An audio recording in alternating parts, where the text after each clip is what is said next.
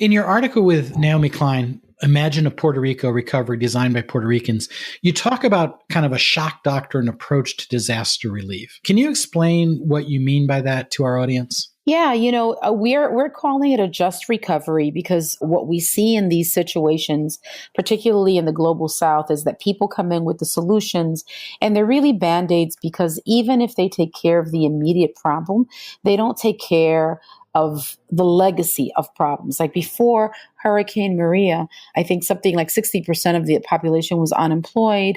But Promesa, which is, I don't know if you're familiar with Promesa, but it's the Puerto Rico Oversight Management and Economic Stability Act. It's basically a fiscal company made up of businesses, was really imposing austerity on the island.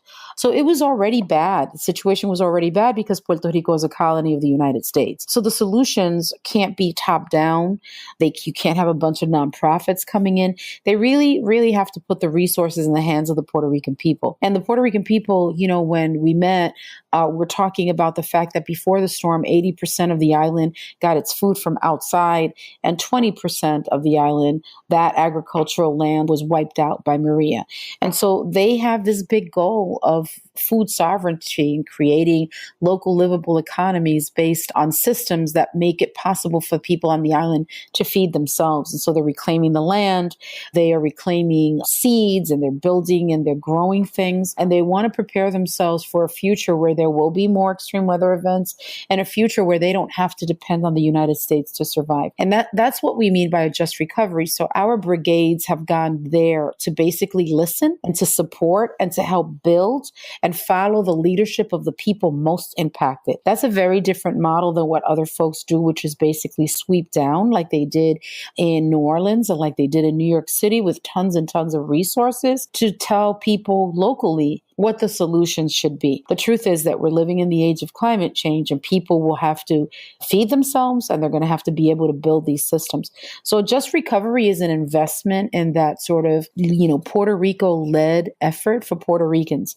I also met these women who have this model that's based on participatory rebuilding that looks at a variety of things that can happen in a coastal community, in a mountain community, and an urban community, understanding that, and they're from there, understanding that even in a tiny island like Puerto Rico, the solutions from place to place are going to be different based on the topography, on the culture, and on the people who live there. So I think that's what we're talking about when we talk about a just recovery, and it's sort of based on this idea of just transitions that comes out of a movement space, that comes out of the climate justice and environmental justice movement all over the United States and the global South. Yeah, I don't know that the average citizen realizes that oftentimes these relief efforts are a business opportunity for big businesses that come in from the outside, and even the ongoing economic development of Puerto Rico or other places.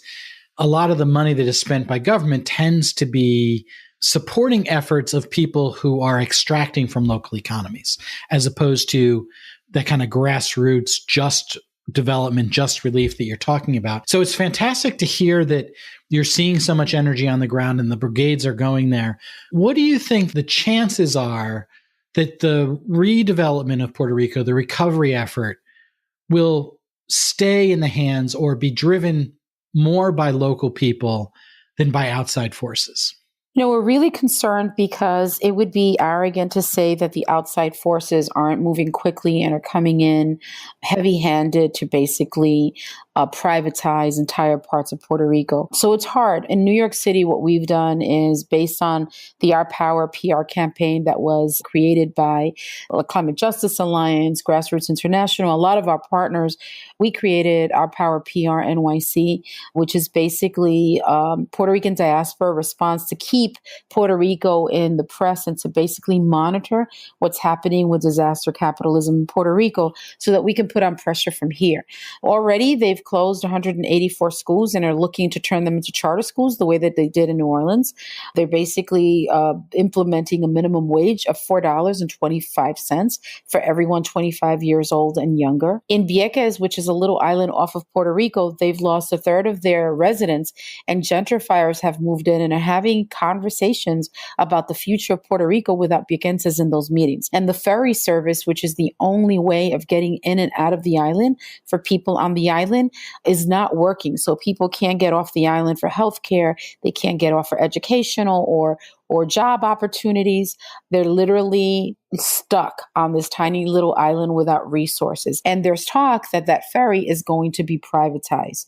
So all of that, from the electrical grid to schools to transportation, amenities, things that are basic for a community to survive and thrive, are part of a conversation about privatization in Puerto Rico. And that's just corporations that see the disaster in Puerto Rico as an opportunity for further extraction. And when I say extraction, I don't just talk about the natural resources. I also talk about the labor of people, sort of turning people, deepening colonization for people that are already second-class citizens on their own land. That's also nonprofits that we know that, for example, in the United States, a bunch of organizations got together to decide what to do in Puerto Rico without talking to Puerto Ricans, without asking them, what do you need? Which are the organizations on the ground that we can support in a strategic effort to support you rather than supplant local leadership? So this idea of disaster capitalism goes as far as it's part of the culture of capitalism to basically take and really kick people when they're down. And then this idea that nonprofits can come in and help is also turning people into passive recipients of their good intentions and saying, we have the solutions and we're going to help you. We've had graduate students call and say, we want to write a paper on what's happening in Puerto Rico. Can you connect us to people without asking us, hey, will I be in the way? Really? So people who are really fighting for survival are going to stop what they're doing so that you could write your paper? That's all disaster capitalism. All of that is this idea that you can just exploit people for your own benefit, for your own political or economic purposes. So that's all happening in Puerto Rico on a grand scale and on a very local scale. And so my understanding is that some of the relief funding that's been come through Congress so far, that the places like Texas and Florida and other places California that have received disaster relief, it comes in the form of a grant, but at least a portion, if not all of the disaster relief to Puerto Rico is in the form of a loan. Is that accurate? Yep, that's true. It's basically not a grant. So what it does is it deepens the debt.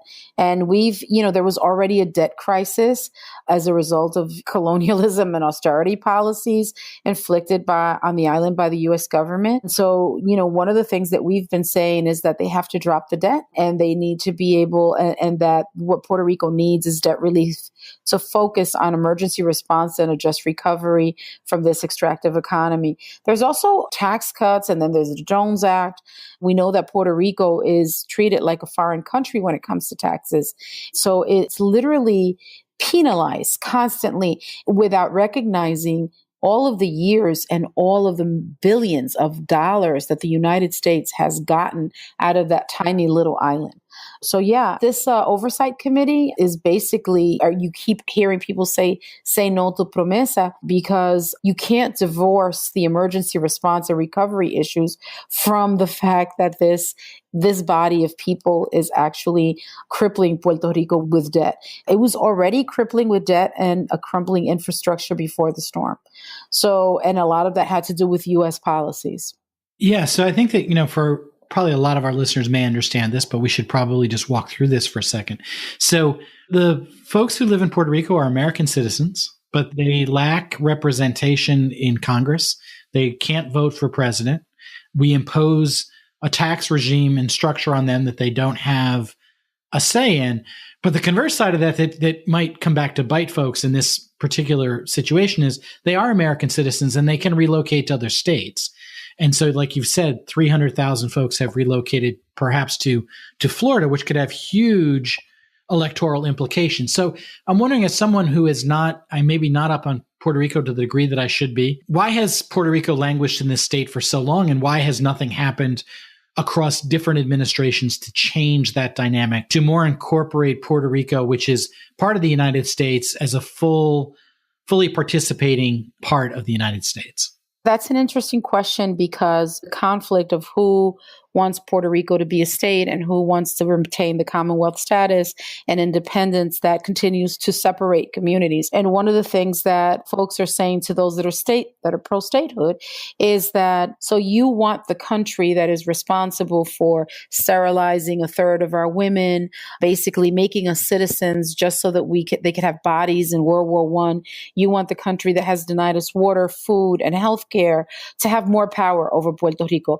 And they ask the questions, they basically say, if you want to know what it's like to be a state of the United States for people of color, for a nation made up of people of African and indigenous ancestry to be a state, ask the people from Hawaii how it feels to be second-class citizens in their own nation and be turned into mascots. So there is a lot of, one of the things that has happened since the storm is that there's a lot of conversation about sovereignty, about breaking off the relationship with the United States entirely, because people feel if they have to fend for themselves, then why even be part of the United States? That relationship doesn't benefit Puerto Rico in any way. It only benefits businesses. U.S. businesses are the only ones that, and other corporations that the United States bring in, are the only ones really benefiting from that relationship. So that's the conversation that's being had right now. And you have to think about, they are citizens, and they've been citizens since 1917. And the reason they became citizens was so that they could fight in World War I. And then those of us who were born and raised in the United States, we find it amazing that people in the United States don't even know that Puerto Ricans are citizens, that people are always telling us, go back to where you came from, or you should be deported,